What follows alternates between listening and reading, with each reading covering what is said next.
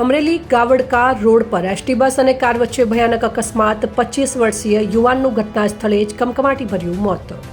અમરેલીથી ગાવડકા તરફ જતા માર્ગ પર આજે બપોરના સમયે એક એસટી બસ અને 4 વ્હીલર કાર વચ્ચે ગમખ્વાર અકસ્માત સર્જાયો હતો।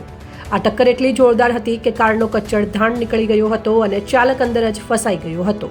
આ ઘટનાની જાણ થતાં જ અમરેલી ફાયર અને ઇમરજન્સી સર્વિસની ટીમ ફાયર ઓફિસર HC ગઢવીની આગેવાની હેઠળ તાત્કાલિક ઘટના સ્થળે દોડી ગઈ હતી। ફાયર વિભાગના જવાનોએ ભારે જહેમત બાદ અતિ આધુનિક રેસ્ક્યુ સાધનોનો ઉપયોગ કરી કારના પતરા ચીરીને અંદર ફસાયેલા વ્યક્તિને બહાર કાઢ્યો હતો। જો કે આ દુર્ઘટનામાં 25 વર્ષીય યુવાન અભયભાઈ મુકેશભાઈ હિરપરાનું ગંભીર ઇજાઓના કારણે ઘટના સ્થળે જ કરુણ મોત નીપજ્યું હતું।